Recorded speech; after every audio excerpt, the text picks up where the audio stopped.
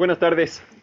Da gozo ver a cada uno. Puede ser que algunos más estén en camino, pero ellos ya saben cómo alcanzarme si llegan atrasados y hay que dejarlos entrar. 177. Para empezar, uno que no hemos cantado muchísimo, pero contiene buen mensaje para cualquier reunión. 177. A nuestro Padre Dios, alcemos nuestra voz. Gloria a Él. Tal fue su amor que dio al Hijo que murió, y así nos redimió o nos rescató. Gloria a Él.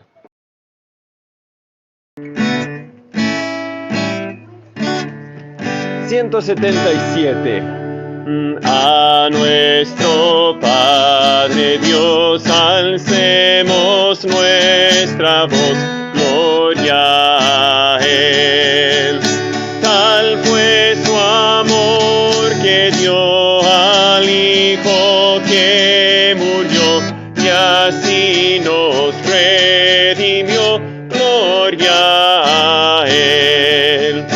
A nuestro Salvador demos con fe loor, gloria a Él. Su sangre derramó, con ella nos lavó, y el cielo nos abrió, gloria a Él. Al fiel Consolador celebre nuestra voz, gloria a Él. Con celestial fulgor nos muestra el amor de Cristo el Señor, gloria a Él. Con gozo y amor cantemos con fervor al Trino Dios. En la eternidad mora la Trinidad, por siempre alabad al Trino Dios. Hermano segundo, ¿puede dirigirnos en un momento de oración? Por favor. Amado Dios, el buen Padre Celestial, te damos gracias, Señor, en esta hora, Padre Santo, por encontrarnos nuevamente, Señor, Sí, Señor. en este lugar para alabar, bendecir tu nombre, Señor. Te damos gracias, Padre, Rachel. por tu amor y tu misericordia que has tenido para con nosotros, Señor.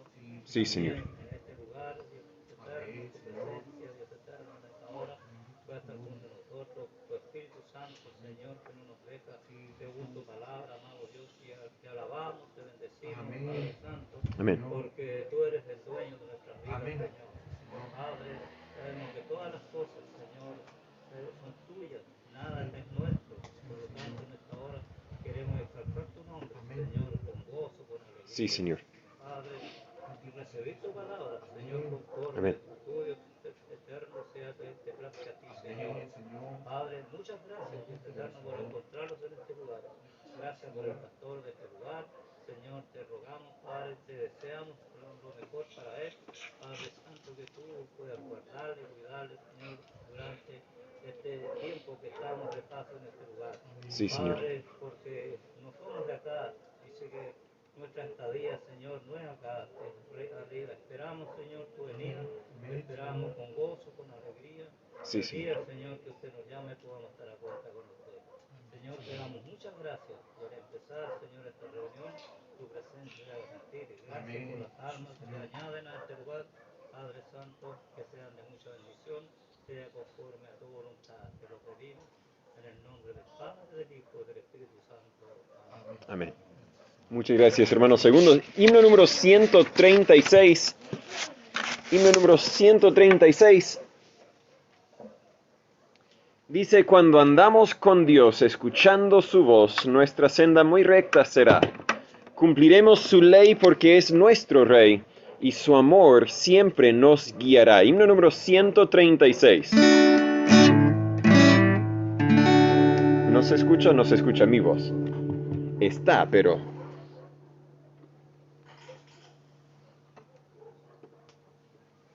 igual. 136. Cuando andamos con Dios, escuchando su voz, nuestra senda muy recta será. Cumpliremos su ley, porque es nuestro Rey, y su amor siempre nos guiará. Obedecer y confiar en Jesús es la senda marcada para andar en la luz. Cuando Cristo murió, nuestro llanto enjugó, proclamarle debemos doquier. Gozarán del amor del bendito Señor los que humildes le entregan su ser. Obedecer y confiar en Jesús es la senda marcada para andar en la luz. No podremos probar sus delicias sin par si seguimos mundano el placer. Disfrutamos su amor y divino favor al ser fieles en obedecer. Obedecer y confiar en Jesús es la senda marcada para andar en la luz. No podemos anticipar las bendiciones de Dios como hablamos esta mañana, sino vamos a ser obedientes a Dios, obedientes a lo que nos ha mandado hacer y principalmente obedientes al Evangelio, de admitir venir a Él, que yo no puedo alcanzar el cielo en mis propias fuerzas. Yo no puedo lograr nada en la vida fuera de Él. 106, himno número 106, antes de pasar a la enseñanza. Siempre queremos que el enfoque sea en la enseñanza. La alabanza también es grato, pero venimos, espero, para aprender de Dios, para conocer un poco más de Él. Pero un tema que vamos a mencionar en el estudio que vamos a seguir en el libro de 1 de Timoteo es precisamente el tema de la oración. Así que veamos o cantemos dulce oración de toda influencia mundanal. Elevas tú mi corazón al tierno Padre celestial. 106.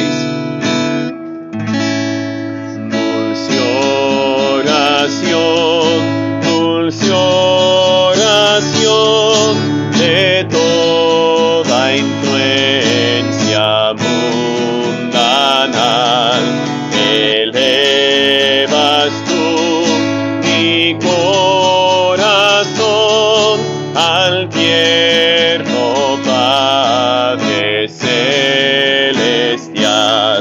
Oh, cuántas veces tuve en ti auxilio en ruda tentación, y cuántos bienes recibí mediante ti. Dulce oración, dulce oración, dulce oración al trono excelso de bondad. Tú llevarás mi petición a Dios que escucha con piedad.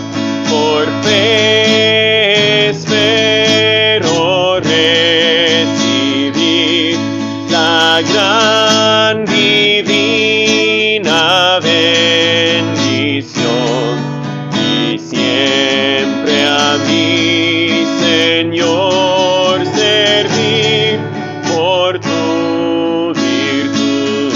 Dulce oración, dulce oración, dulce oración que aliento y gozo al alma da. En esta tierra de aflicción, consuelo siempre me serás, hasta el momento en que veré a Cristo en célica mansión. Entonces me despediré, feliz de ti, dulce oración. La última estrofa, la última parte dice: hasta el momento en que veré a Cristo en célica mansión, entonces me despediré de ti. Feliz, de ti, dulce oración. ¿Por qué despedirme de la oración? Porque ya no tendré necesidad de orar. Ahora en oración hablamos a un ser que es presente, sin duda. Dios es aquí, pero no lo podemos ver. Pero viene el día para los que somos hijos de Dios cuando sí lo podremos ver. Y estaremos con Él por toda la eternidad. En ese momento ya no necesitaríamos la oración. Por mientras, sí, y agradecemos a Dios que nos ha dejado forma con el cual comunicarnos con Él. Y podemos hablar con Él, podemos ir a Él en oración. 1 de Timoteo, capítulo 2, por favor, en sus Biblias. Si alguno quiere Biblia, siempre hay para usar atrás. Pero 1 de Timoteo capítulo 2, la semana antepasada empezamos nuestra serie de estudios en estas cartas pastorales, conocemos. Cartas que Pablo escribió encarcelado, pero los escribió a distintos pastores para darles instrucciones acerca de la vida cristiana. Hoy vamos a ver el tema de la iglesia con una pregunta, tal vez por el título. La pregunta no está en la Biblia, es mi título. ¿Es culto o es circo? Varios me han comentado que muchas veces han participado en iglesias donde parece más circo que culto, donde parece más entretenimiento que enseñanza de la Biblia. Pero Dios nos ha dado instrucciones acerca de cómo deberíamos comportarnos justamente en esta situación, reunidos como iglesia. Entendemos que iglesia no es un edificio, sino es el grupo de creyentes. Anhelamos un día tener edificio donde no tendremos que combatir tanto el frío, el sol en la mañana, en donde no tendremos que preocuparnos de la lluvia. Por si acaso, si a alguien le da frío, puede llevar la silla adentro acá, donde no habrá tanto viento y podrá estar un poco más calientito. Sin embargo, Dios nos dio instrucciones para cuando nos reunimos con el propósito de adorar a Dios y de aprender de Él. La Biblia nos dice que Dios es un Dios de orden. En 1 Corintios 14:40 graba un principio que podríamos decir aplica para toda la Biblia, pero hágase todo decentemente y con orden. Dios siempre ha sido un Dios de orden, y en su iglesia, la representación física, visible de Él, deberíamos también conducirnos con orden. Pero parece que a Timoteo tal vez le costaba aplicar este principio a la iglesia en Éfeso. Tanto los hombres como las mujeres estaban desobedeciendo la palabra de Dios y por lo tanto había gran desorden en la iglesia. Es cierto, hay peligro en tener todo organizado o tan organizado que no damos lugar para que el Espíritu Santo nos guíe a hacer algo distinto, pero hasta el Espíritu Santo también es sujeto a la palabra de Dios, según Salmo 138, versículo 2. Vamos a leer el capítulo entero aquí, en 1 de Timoteo capítulo 2. Rachel, can you let me do the talking now? Thank you. 1 de Timoteo capítulo 2, versículo 1, la Biblia dice: exhorto pues ante todo que se hagan súplicas, oraciones, intercesiones y acciones de gracias por todos los hombres, por los reyes y por todos los que están en eminencia, para que vivamos quieta y reposadamente en toda piedad y honestidad. Porque esto es bueno y agradable delante de Dios nuestro Salvador, el cual quiere que todos los hombres sean salvos y vengan al conocimiento de la verdad. Porque hay un solo Dios y un solo mediador entre Dios y los hombres, Jesucristo, hombre, el cual se dio a sí mismo en rescate por todos, para testimonio a su debido tiempo. Para lo cual yo soy ordenado predicador y apóstol, Pablo lo dice, Digo verdad en Cristo, no miento, maestro de los gentiles en fe y verdad. Quiero pues que los hombres oren en todo lugar, levantando manos santas, sin ira ni contienda. Asimismo también que las mujeres se adornen con atavío decoroso, con vergüenza y modestia, no con cabellos encrespados, u oro, o perlas, o vestidos costosos, sino con buenas obras, como corresponde a mujeres que profesan piedad. La mujer aprenda en silencio con toda sujeción, porque no permito a la mujer enseñar, ni usurpar autoridad sobre el varón, sino estar en silencio. Porque Adán fue formado primero, después Eva. Y Adán no fue engañado, sino que la mujer, al ser engañada, cayó en transgresión. Pero será salva engendrando hijos, si permanecieren en fe y amor y santidad con modestia. Oremos antes de seguir. Señor, yo le pido que usted nos ayude en este momento. También estamos agradecidos para el privilegio una vez más de estar juntos. Pero Señor, más que estar agradecidos, yo le pido que usted nos hable por medio de su palabra. Usted me conoce mejor que yo me conozco, conoce mis debilidades y mis limitaciones. Pero Señor, también conozco que tú eres el Dios Todopoderoso, que tu Espíritu puede hablar a cualquiera en cualquier momento, y pedimos que nos hable ahora mismo por medio de tu palabra. Enséñanos más de ti, ayúdanos a obedecerte en todo lo que hacemos, para que tú recibas la honra y la gloria de nuestras vidas. En el nombre de Jesús se lo pedimos. Amén. Al ser honesto, si yo eligiera pasajes de la Biblia del cual enseñar y pudiera ignorar otros pasajes, este capítulo sería conveniente ignorarlo, porque causa mucha confusión, en especial lo que dice acerca de las mujeres, el rol de las mujeres y el rol de los hombres en la iglesia. Espero que cuando leyó las palabras de Dios, su corazón no se irritó, no dijo, oh, no me gusta escuchar eso.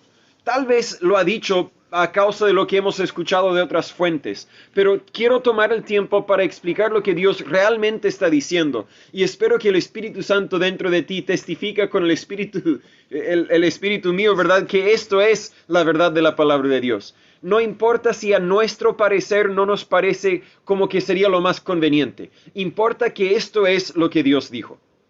Cuando vivimos vidas desordenadas, muchas veces distraemos del mensaje que Dios quiere que comuniquemos, el Evangelio. Para corregir ese error, Pablo recuerda a los hombres y las mujeres de la iglesia de sus responsabilidades. Y por lo tanto, este capítulo se divide en dos mitades. Primero, el enfoque en los hombres, hasta el versículo 8, especialmente el versículo 8, señala la función de los hombres de orar. No quiero decir que las mujeres no deben ni pueden orar, sino que el enfoque aquí ahora es en que los hombres oren en todo lugar.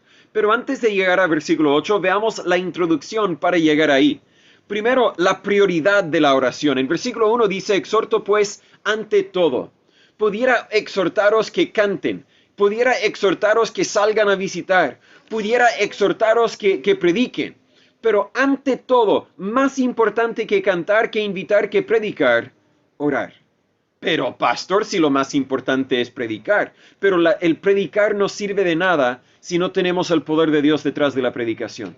El enseñar no sirve de nada si Dios no está obrando también. Y por lo tanto es esencial. De hecho, es lo más importante que pasemos tiempo en oración.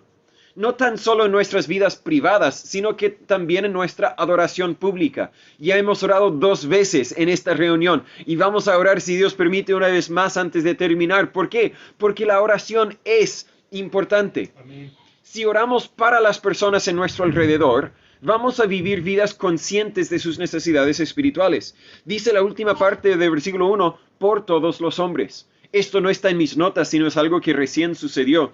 Hace 2 días, cuando se cerró el tema con Galilea, ahora vamos a firmar los documentos la semana que viene, yo envié un correo a los hermanos en los Estados Unidos que están orando por nosotros, simplemente para informarles sobre los avances. Y un hermano, de hecho, el suegro de mi hermano, me escribió y dijo, Natán, quiero saber los nombres de los que han tomado la propiedad para poder orar específicamente por ellos. Me golpeó. Claro que debería orar por ellos también. Pero no, yo nunca había orado por ellos. Había orado que Dios los quitara de nuestro camino, que los quitara de ahí para que pudiéramos estar ahí. Pero este versículo nos manda a orar por todos los hombres. Amén. Entonces yo le dije, bueno, conozco que el varón se llama Juan, su esposa se llama Catherine, y también hay un amigo que se está quedando ahí, se llama Marcelo. Y él dijo, voy a orar por ellos. Y yo dije, yo también voy a orar por ellos. Y justo el siguiente día, ayer, Juan me escribió con las noticias que les había compartido antes, de que parece que le va a salir un trabajo en otro lugar y parece que se va a ir tranquilo. Dios, al parecer, le ayudó a él al darle un trabajo y de la misma forma nos ayudó a nosotros. Pero antes mi oración siempre era egoísta. Dios, ayúdeme a mí, sácalo de entre medio de lo que yo quiero lograr. Pero Dios dice, no, ore por su bien. También me habló acerca de su necesidad espiritual. Si voy a orar por él, también debería estar dispuesto a testificarle a él. Mañana cuando vamos a hablar con Juan, quiero presentarle un poco del Evangelio, así que ore por mí, ore por Juan. Quién sabe, tal vez Dios va a seguir obrando en esta situación. Los apóstoles, la Biblia nos dice, valoraron la oración tanto como la predicación, según Hechos 6:4. Y creo que hacemos bien al sobreenfatizar la predicación más que la oración en nuestras reuniones. Pero eso no quiere decir que debemos enfatizar uno más que el otro en nuestras vidas personales. En nuestras vidas personales es esencial que pasemos tiempo estudiando la palabra de Dios, pero también es importante que pasemos tiempo en oración ante todo. Y Pablo no tan solo habló a los pastores, sino que también a los miembros de la iglesia, que se hagan súplicas, oraciones, intercesiones y acciones de gracias por todos los hombres. Tenemos que depender de Dios si vamos a ver la bendición de Dios en nuestra iglesia.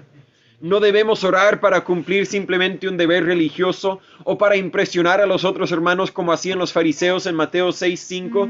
Debemos orar para mantener nuestros corazones rectos con Dios. Dios, cámbiame a mí para que puedas usarme como un vaso útil, una herramienta para honra, para tu honra y tu gloria. Vemos también en versículo 1 la variedad de la oración.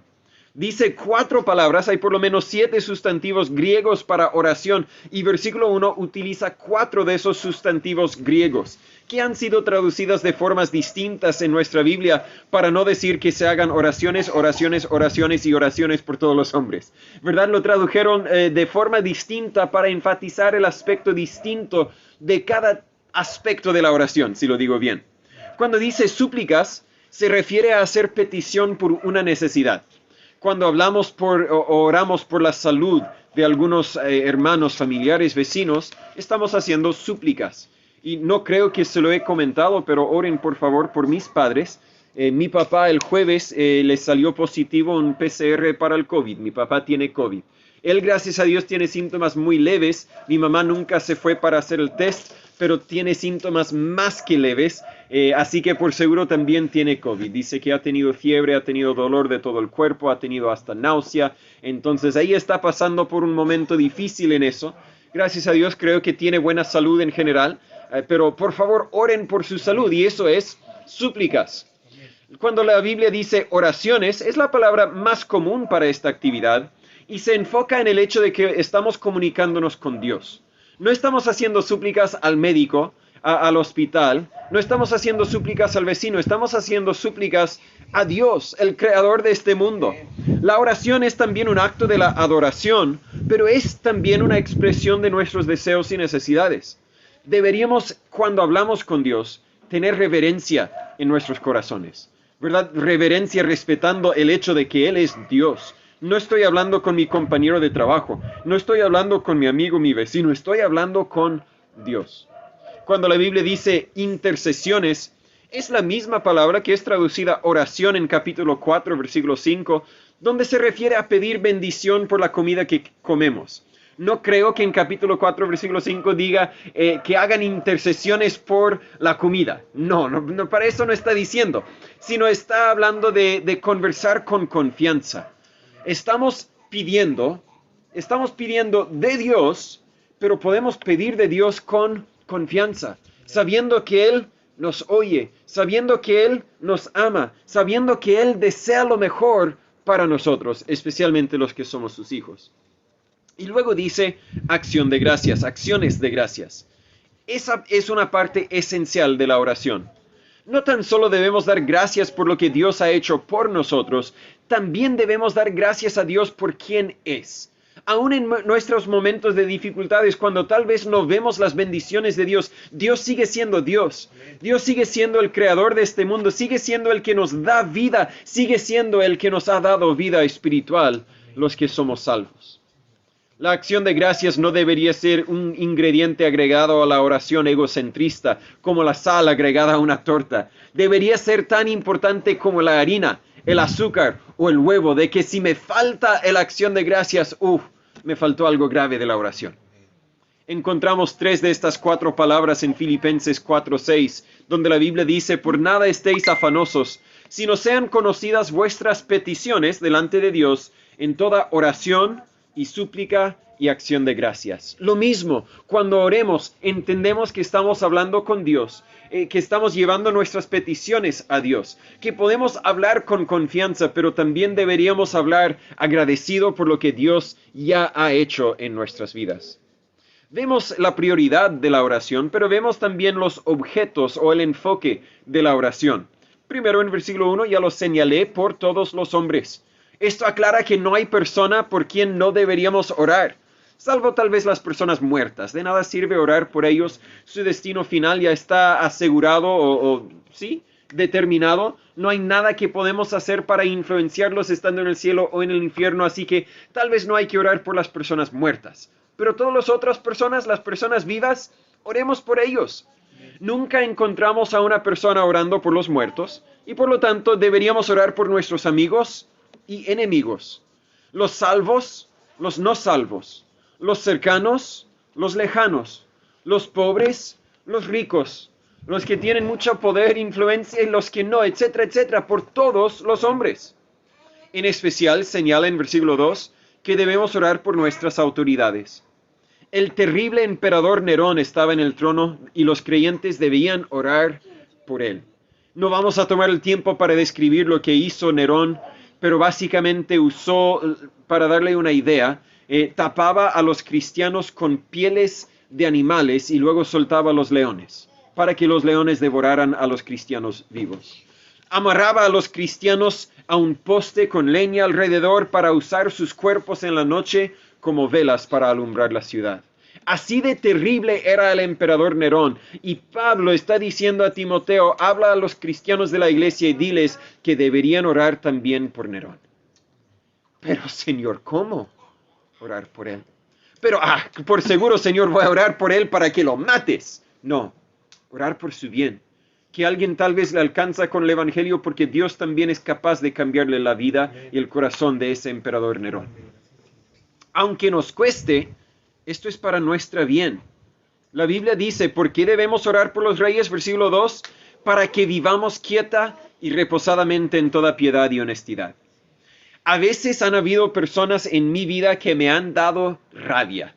Personas que yo cuando los veía quería decirle cosas muy feas, porque golpearlos no está en mí golpearlos, pero decirles cosas feas, eso sí.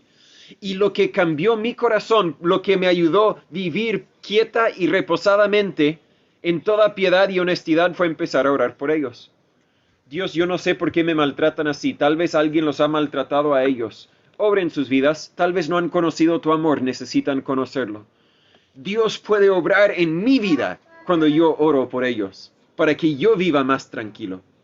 Vemos también los motivos de la oración en versículos 3 y 4. ¿Por qué? Porque esto es bueno y agradable delante de Dios nuestro Salvador. Bueno es una palabra clave en estas epístolas pastorales.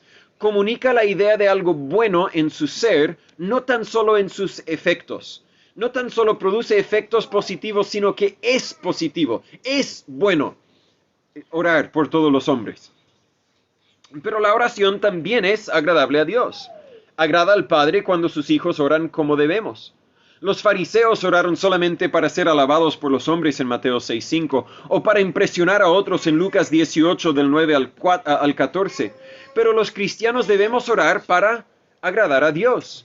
Yo oro no porque el pastor me lo mandó, no para que mi esposa cree que soy persona muy espiritual. Yo oro porque Dios me lo pidió. Obedecer y confiar en Jesús es la senda marcada para andar en la luz, como cantamos anteriormente. Para lograr esto, para agradar a Dios con nuestra oración, tenemos que orar en la voluntad de Dios. El objetivo de la oración no es lograr la voluntad del hombre en el cielo, sino para lograr la voluntad de Dios en la tierra. Déjame explicar lo que quiero decir con eso. Muchas veces con nuestras oraciones pretendemos convencer a Dios que Él debería obrar a nuestro favor. Dios, yo quiero esto, así que deberías hacerlo, Dios. Pero ese no es el motivo de la oración. El motivo de la oración es aceptar la voluntad de Dios en nuestras vidas. Dios, y ha sido nuestra oración por ya más de 3 años. Dios, concédanos esa propiedad. Tal vez este mes, tal vez al siguiente mes, si sea tu voluntad. Pero si no es tu voluntad, denos paciencia, denos fe, para seguir confiando, seguir esperando que todo resulta como Él quiere. Y va a resultar como Él quiere. No sé si dentro de algunas semanas, algunos meses, o si aún nos faltan algunos años que esperar. Espero que no, pero el motivo de la oración no es lograr la voluntad del hombre en el cielo, sino lograr la voluntad del cielo, de Dios, en la tierra. ¿Cuál es la voluntad de Dios? Aquí nos dice, versículo 4, el cual quiere que todos los hombres sean salvos y vengan al conocimiento de la verdad. Él desea la salvación de las almas de cada persona en primer lugar. También podríamos ir a 2 de Pedro 3:9, donde la Biblia dice, el Señor no tarda su promesa como algunos lo tienen por tardanza, sino que es paciente con nosotros, no queriendo que ninguno perezca, sino que todos procedan al arrepentimiento. Tómalo por dado, es la verdad más absoluta. Dios quiere salvar a toda persona. Dios no desea que ninguno pase la eternidad en el infierno separado de Él. Dios desea tener una relación personal con cada persona que Él ha creado. Y cuando oramos por todos los hombres, sería bueno orar por su salvación en primer lugar. Vemos también el base de la oración en versículos 5 al 7. Hay un solo Dios. El versículo 5 dice, y un solo mediador entre Dios y los hombres, Jesucristo hombre. Al decir que es el mediador, es decir que Jesús es el que lleva nuestro mensaje a Dios el Padre. Dios, siendo santo, no puede estar en la misma presencia con hombres pecadores como tú y yo. Pero por eso Jesucristo, siendo Dios, se hizo hombre para poder convivir, coexistir con nosotros, para poder entendernos, para que nosotros también pudiéramos entenderle a Él. Y ahora Él es nuestro mediador. Hablamos a Jesús y Jesús lleva nuestro mensaje a Dios. Sí, hablamos a Dios en la oración, pero hablamos a Dios por medio de Jesús. En cierto sentido, Jesús es el celular que usamos para llamar, para hablar con Dios. Pero como hay un solo Dios, también solo necesitamos un mediador, Jesucristo. Ninguno más cualifica como el mediador. Como es Dios y hombre, Jesús es Dios y hombre, puede ser el árbitro entre Dios y la humanidad. Vivió una vida perfecta y murió como nuestro sustituto. Fue el rescate por todos, como dice en versículo 6, lo cual se refiere al precio pagado para liberar a un esclavo. Nosotros éramos, la Biblia dice, esclavos al pecado. Había que pagar un precio y ese precio era precisamente la muerte. Romanos 6:23, porque la paga del pecado es muerte. Nosotros tendríamos que morir a causa de nuestro pecado, pero Jesús dijo, no, yo voy. Yo muero en lugar de Natán, yo muero en lugar de Andrés, yo muero en lugar de Nelson, yo muero en lugar de María, yo muero en su lugar. Y así Él, versículo 6, se dio a sí mismo en rescate por todos. La sangre de Jesús solo es eficiente para los que creen en Él, pero es suficiente para todos los pecados de todo el mundo. Es capaz para cualquier persona, pero solo sirve para el que lo acepta por medio de la fe. Efesios 2, 8 y 9, la Biblia dice, porque por gracia sois salvos por medio de la fe. Y esto no de vosotros, pues es don de Dios. No por obras, no por nada de que nosotros hacemos, para que nadie se gloríe. Por fe yo puedo creer que Jesús murió por mí. Por fe Jesús, la sangre de Jesús cubre mis pecados. Y por fe ahora Dios me mira y no me mira como soy un pecador que merece el infierno, sino me mira por lo que me hizo un hijo suyo por medio de la sangre de Jesús. Jesús murió por todos y quiere que todos los hombres sean salvos. Pero ¿cómo podrá comunicar esa realidad al mundo perdido? La respuesta es que Dios llama y ordena mensajeros, tal como Pablo. Él fue un predicador, un mensajero del rey, fue apóstol. Eso significa comisionado y fue maestro. Eso es lo que explica el versículo 7. Por lo cual soy ordenado Disculpe. Por lo cual soy ordenado predicador y apóstol, y maestro de los gentiles en fe y verdad.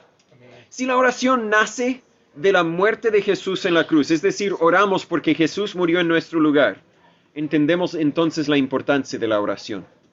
Si no oramos, o tal vez oramos ligeramente, menospreciamos la cruz y la muerte de Jesús.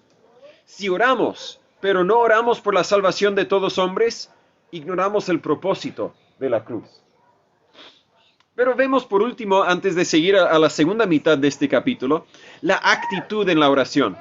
Versículo 8 dice, quiero pues que los hombres oren en todo lugar, levantando manos santas, sin ira ni contienda. Pablo dijo que los hombres debiesen orar en la asamblea, en la iglesia, en todo lugar también, ¿cierto? Todos hombres, tanto hombres como mujeres oraron en las iglesias. Vemos ejemplo de eso en 1 Corintios 11, versículos 4 y 5. Pero Pablo ahora enfatiza la oración de los hombres. Las mujeres también deben orar. Pero si los hombres no oran, la iglesia estará en muy mal estado. Al mencionar las manos levantadas, simplemente estaba hablando de la costumbre de los hombres judíos en ese tiempo. La postura del cuerpo realmente no importa. Lo vimos la semana pasada, creo, con un estudio particular que hicimos, de que algunos oraron arrodillados, otros sentados, otros parados. Jesús mismo oró colgado en la cruz. Cualquier postura sirve. Si usted quiere levantar las manos cuando ore, siéntase la libertad de hacerlo. Pero no está diciendo que tienen que orar con manos levantadas. No, levantando las manos. Pero si va a levantar manos, o las manos que tengamos deberían ser manos santas. Eso es lo que importa. Y no se refiere a haber aplicado alcohol gel antes de orar. No, a eso no se refiere. Sino se refiere a tener una vida santa, una vida limpia. Si tenemos pecado en nuestras vidas, Rachel, no, go see mommy right now. Rachel, get up and go see mommy. I can't, can I? No, my sticker. No, don't get Maggie. Si tenemos pecado en nuestras vidas, no podemos anticipar que Dios contestará nuestras peticiones. Salmo 66, 18 lo anoté, pero no lo copié, así que voy a revisarlo. Salmo 66, versículo 18. La Biblia dice, si en mi corazón hubiese yo mirado a la iniquidad, el Señor no me habría escuchado. Dios no puede escucharnos si oramos con manos sucias, es decir, con pecado en nuestras vidas.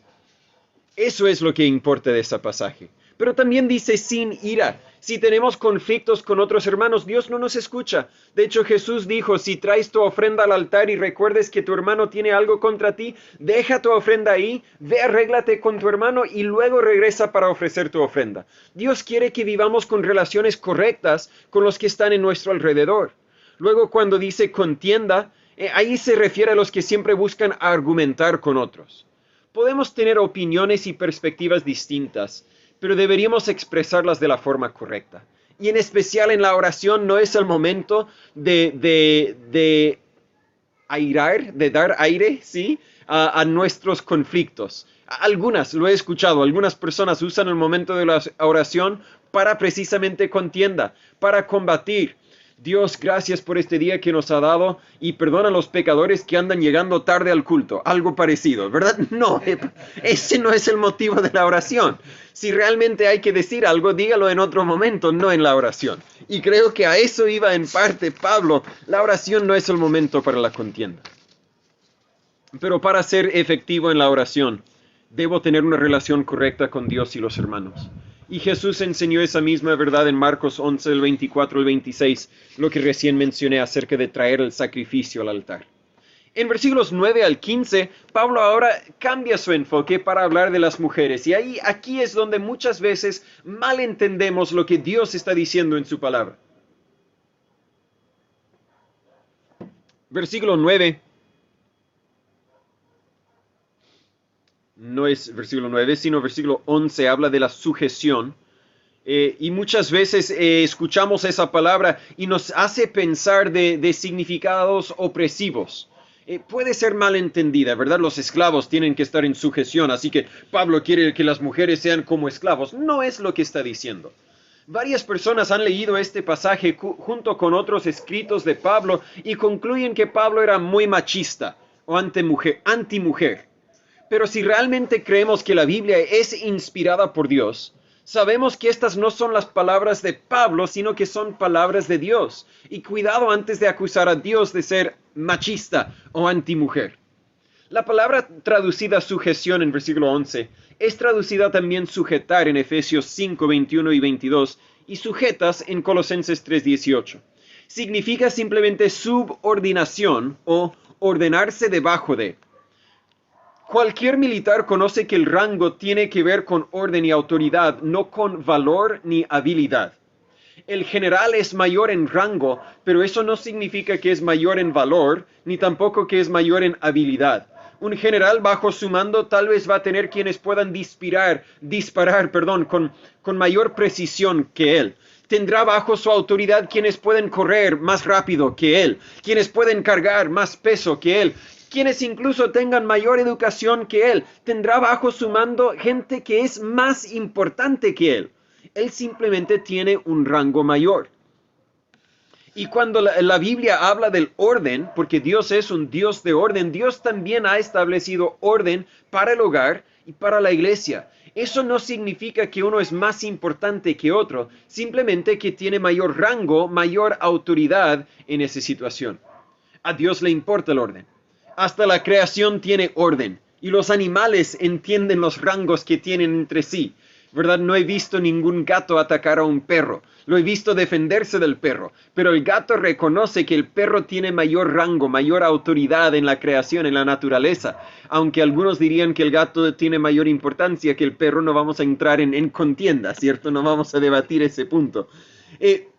Pero los hijos también deberían estar sujetados a sus padres. ¿Por qué? No porque los padres son más importantes que los hijos, sino porque Dios dio la autoridad a los padres. Los empleados deben sujetarse a los empleadores por el mismo motivo. Los ciudadanos deben sujetarse al gobierno, etc. Dios ha establecido. Sometimiento no es subyugación. No es que la autoridad debería controlar a los que están bajo su autoridad. El sometimiento es simplemente reconocer el orden que Dios ha establecido para el hogar, para la iglesia, para el empleo, etc. y obedecer esa autoridad con gozo.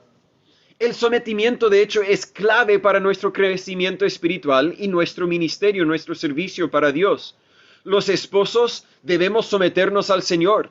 Los cristianos debemos someternos los unos a los otros.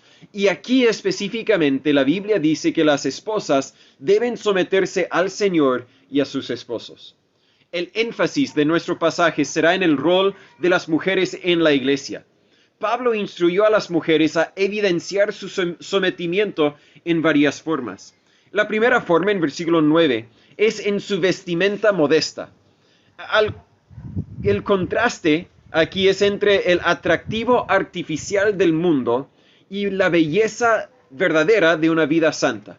Cualquier mujer puede, o varón, ¿verdad? Cualquier persona puede comprarse joyas, puede maquillarse, puede adornar su pelo, cualquier persona puede comprar ropa cara, pero la vida santa es algo que el dinero no compra. La belleza verdadera es la obra de Dios al interior que se revela al exterior, no en nuestro adorno ni en nuestra piel, sino en nuestra actitud y nuestro comportamiento.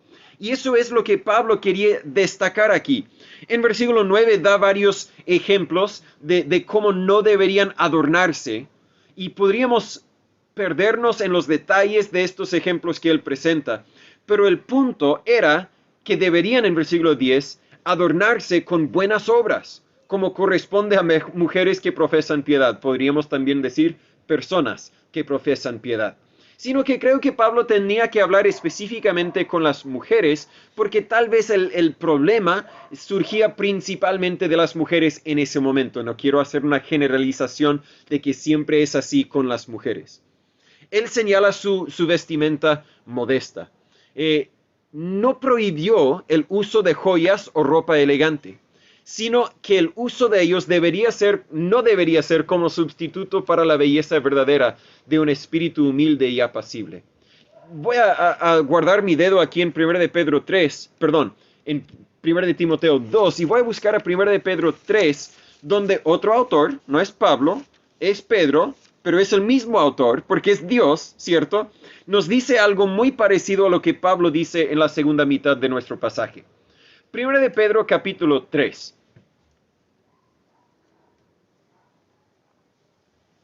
En versículo 1, voy a empezar ahí y voy a leer hasta el 6. La Biblia dice: Asimismo vosotras esposas, sujetaos a vuestros propios maridos, para que también los que no creen a la palabra sean ganados sin palabra por la conducta de sus esposas.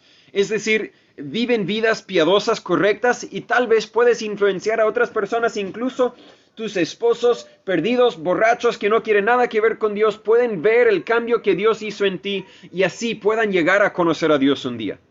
Versículo 2, al observar ellos vuestra casta conducta que es en temor. Versículo 3, que vuestro adorno no sea exterior, con encrespamiento del cabello y atavío de oro ni vestidos costosos. Mencionó algunas de las mismas cosas que mencionó Pablo. Sino el hombre del interior, el del corazón, en incorruptible ornato de espíritu humilde y apacible, lo cual es de grande estima delante de Dios. Porque así también se ataviaban en el tiempo antiguo aquellas santas mujeres que esperaban en Dios, siendo sujetas a sus maridos. Como Sara obedecía a Abraham, llamándole Señor, de la cual vosotras sois hechas hijas, haciendo el bien y no teniendo temor de ninguna amenaza. Lo bueno de este adorno espiritual es que es alcanzable para todas las mujeres, no tan solo los que tienen buen sueldo, ¿cierto? Es alcanzable para todas personas. Podemos vestirnos, decorarnos de ese espíritu humilde, de ese espíritu apacible.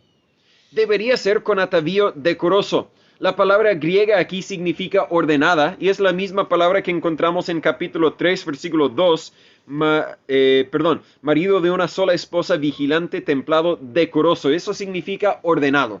Que vuestro atavío sea ordenado. Luego dice vergüenza. La misma palabra es traducida reverencia en Hebreos 12:28. Así que significa voy a vestirme de una forma respetuosa. Una forma que no llama la atención a mí, sino llama la atención al motivo por el cual hemos reunido, que es para alabar a Dios. Y luego también con modestia. Eso significa evitar los extremos. No voy a vestirme de alguna forma que no es apropiada para esa situación.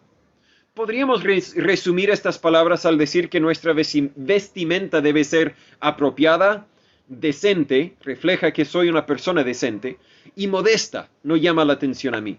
Apropiada, decente y modesta. Buena regla antes de salir de la casa es mi vestimenta apropiada, decente y modesta. Siendo una ciudad comercial en Éfeso, es probable que había algunos con muchas riquezas y tal vez les gustaba lucir, demostrar esas riquezas que tenían en su cuerpo para tal vez buscar aumentar su estatus social. Y ese es el peligro contra el cual Pablo enseñaba. Tu interior es mucho más importante que tu ser exterior. Y ese debería ser el enfoque. Luego también versículo 10 señala las buenas obras. Pablo no dijo que las buenas obras toman el lugar de la vestimenta, ¿verdad? Hay que ponerse ropa, no es suficiente tener buenas obras. Hay que ponerse ropa y debería ser la ropa correcta. Pero demostraba lo vacío que son la ropa cara, las joyas, con lo que es realmente valoroso, tu carácter, tu servicio para otros. De hecho, la palabra piedad en versículo 10 es otra palabra clave, aparece 9 veces en este libro. Pablo está dando un enfoque, no tan solo las mujeres, sino todos deberíamos vivir con piedad. No podemos desestimar la importancia de las mujeres piadosas en el ministerio de la iglesia. El evangelio tenía un gran impacto en sus vidas, ya que afirmó su importancia en los ojos de Dios. Las mujeres eran consideradas muy inferiores en la sociedad romana. En cierto sentido eran una posesión, como un caballo o un auto en cierto sentido, ¿verdad? Eran muy desestimadas en la sociedad romana, pero en los ojos de Dios no hay distinción entre hombre y mujer. Algunas mujeres devotas ministraron a Jesús durante su ministerio terrenal. Estaban presentes en su nacimiento, su crucifixión y su sepultura, y de hecho una mujer fue la primera en escuchar la noticia de su resurrección. No es que Dios menosprecia a las mujeres, los tiene en alto estima, en su lugar especial. En el libro de Hechos encontramos a Dorcas, a Lidia, a Priscila, y mujeres piadosas en las iglesias de Berea y Tesalónica. En Romanos 16, Pablo saludó a por lo menos 8 hermanas por nombre. Las mujeres tienen un rol muy importante en la iglesia. ¿Cuál es ese rol? En parte, Pablo lo menciona en el resto del capítulo. Versículo 11, la mujer aprenda en silencio con toda sujeción. La palabra traducida silencio simplemente significa con calma y sin conflicto. No significa que las mujeres no pueden hablar en la iglesia. Pueden y deberían participar en todo, pero que debería ser, como lo dije, con calma y sin conflicto. En 2 de Tesalonicenses 3:12, distintas traducciones traducen esta misma palabra con reposo, sosegadamente, tranquilamente y calladamente. ¿Por qué? Porque son la misma palabra y eso es lo que significa. No significa, sin decir una palabra, entraste a la iglesia, así que cierra la boca y no es lo que está diciendo. Sino que cuando conversamos, tanto las mujeres como los varones, debería ser con calma, sin conflicto.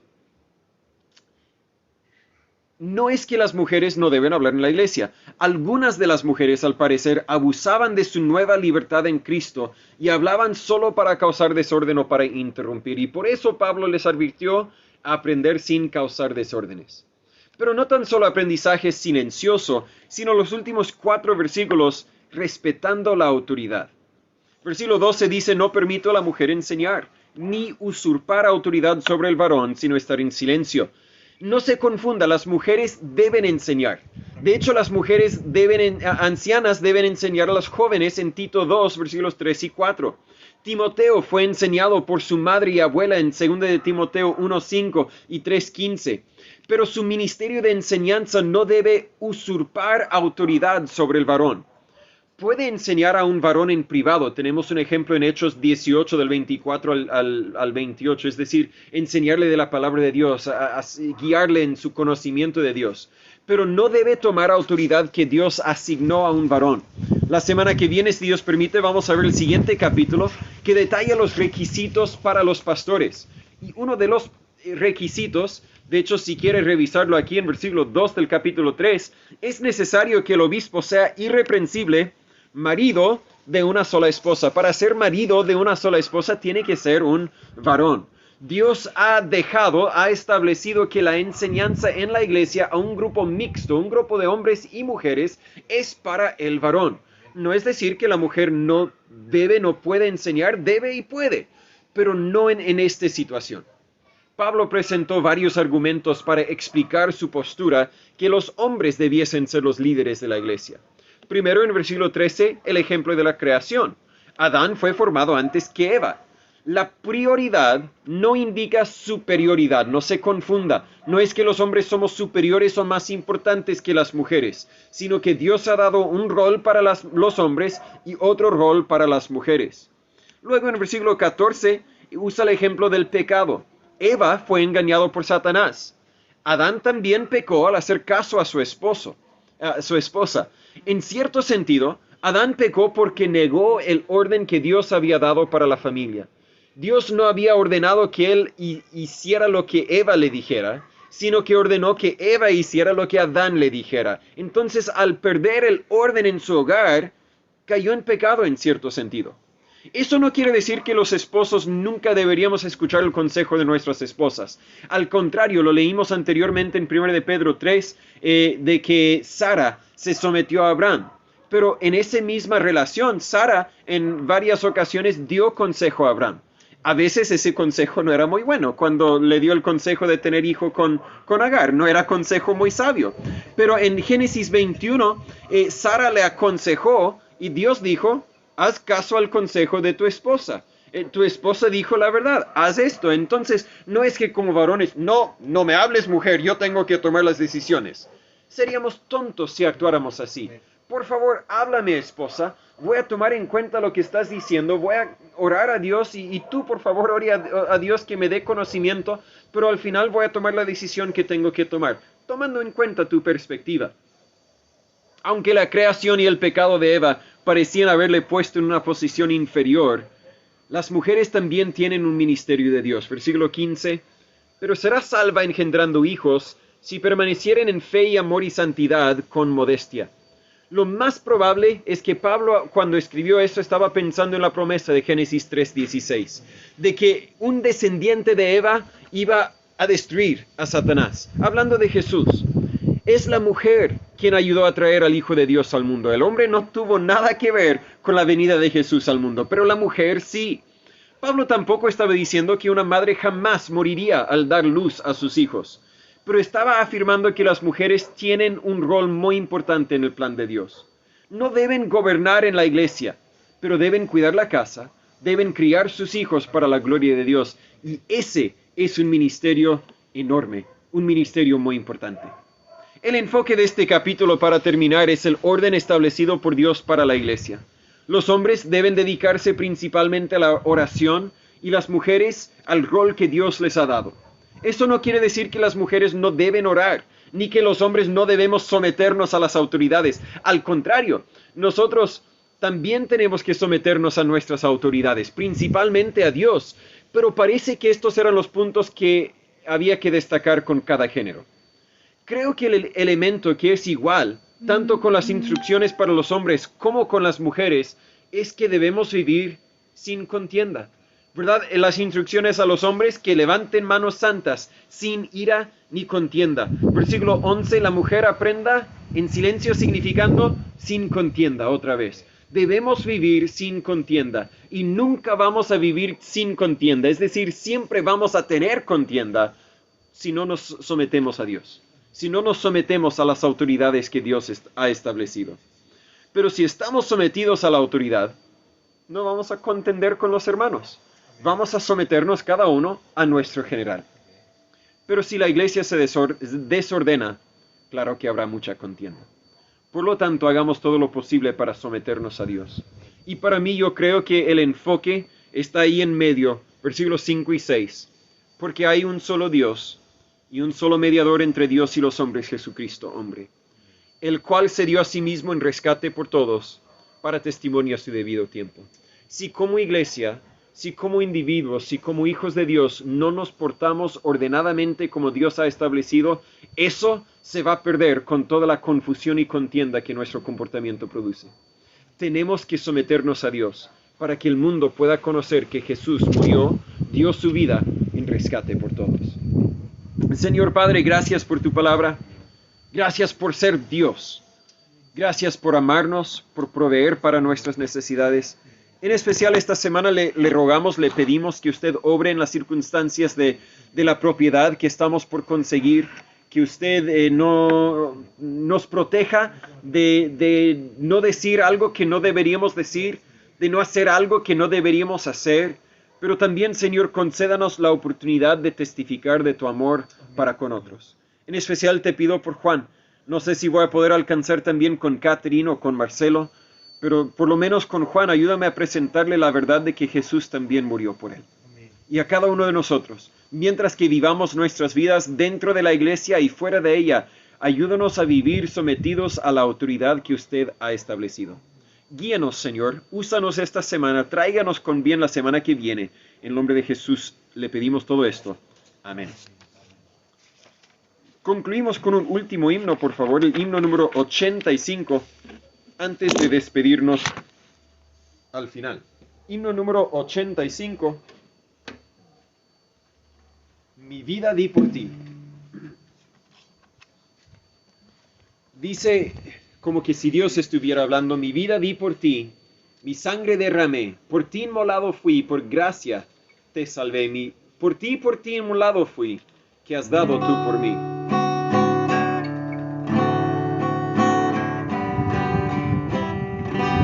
Mi vida di por ti, mi sangre derramé, por ti inmolado fui, por te salvé. Por ti inmolado fui, que has dado tú por mí. Por ti inmolado fui, que has dado tú por mí. Mi celestial mansión, mi trono de esplendor, dejé por rescatar al mundo pecador. Si todo yo dejé por ti, ¿qué dejas tú por mí? Si todo yo dejé por ti, ¿qué dejas tú por mí? Reproches, aflicción y angustias yo sufrí. La copa amarga fue que yo por ti bebí. Reproches yo por ti sufrí, que sufres tú por mí. Reproches yo por ti sufrí, que sufres tú por mí. De mi celeste hogar te traigo el rico don del Padre Dios de amor, la plena salvación. Mi don de amor te traigo a ti, que ofreces tú por mí. Mi don de amor te traigo a ti, que ofreces tú por mí. Muchas gracias por su participación. De verdad fue de gran gozo poder ver a cada uno. Espero vernos el domingo que viene, si no antes. Si puedo ayudar, saben cómo contactarse conmigo y estamos al alcance del celular. Amén. Con eso podemos estar despedidos. Espero que esa enseñanza le haya sido de ayuda en su vida espiritual. Pero antes de que se vaya, quiero hablarle un poco acerca de otras oportunidades en la cual yo como pastor y nosotros como iglesia podemos ser de ayuda para usted, especialmente si vive aquí en San Pedro de la Paz o en Cañete, cerca de donde están nuestras ubicaciones. Primero, más que nada, puede participar en las reuniones, dependiendo la fase en que estamos del plan paso a paso de la cuarentena. Si estamos en paso 1, no hay reuniones presenciales. Si estamos en paso 2, en cambio, tenemos reuniones los viernes a las 18:30 de la tarde, aquí en nuestro local en San Pedro de la Paz. Y además de eso, yo me ofrezco, los hermanos de la iglesia se ofrecen a ir a su casa si en algo podemos ayudarle. Y quiero hablar un poco, claro que en paso 3, en paso 4 y 5, también ofrecemos venir a su casa, pero quiero hablarle un poco por el momento acerca de las oportunidades que tenemos para ir a su casa. ¿Qué es lo que hacemos cuando pasamos a la casa? Y la respuesta es que eso depende de la situación. Si hay uno enfermo, podemos simplemente orar por usted. Podemos hacer lo posible para animarle si anda un poco deprimido. Pero si quiere un estudio más profundo, si tiene mucho hambre de aprender la palabra de Dios, le invitamos a un estudio personalizado allí en su casa. Tenemos un estudio que se llama Firmes en la Fe. Este es el segundo van a ser 5 libros en total, pero solamente hay 2 hasta el momento, que hemos producido, donde usted puede estudiar la Biblia por sí solo o también con la ayuda de un hermano de la iglesia, un hermano mayor. Viene con detalles muy sencillos para que usted pueda leerlo, para que usted pueda llenar los espacios y así en su tiempo libre que pueda tener en la casa, puede conocer un poco más de la palabra de Dios. Si usted tiene alguna pregunta en específico, hágamelo saber para que yo pueda también ayudar a contestar esa pregunta. Y si tal vez está teniendo dificultades en su familia, en su matrimonio, con los hijos, si sufre de ansiedad o de alguna dificultad, la respuesta siempre es Dios. Y la respuesta siempre la podemos encontrar en la palabra de Dios. Así que sería un placer, un honor mío, de verdad, si usted me diera la oportunidad de contarle, de mostrarle por medio de la palabra de Dios cómo es que usted puede encontrar las respuestas que usted busca. Mis datos están aquí en la pantalla, solo hay que escribirnos un mensaje, llamarnos, en lo posible le ayudaremos. Muchas gracias.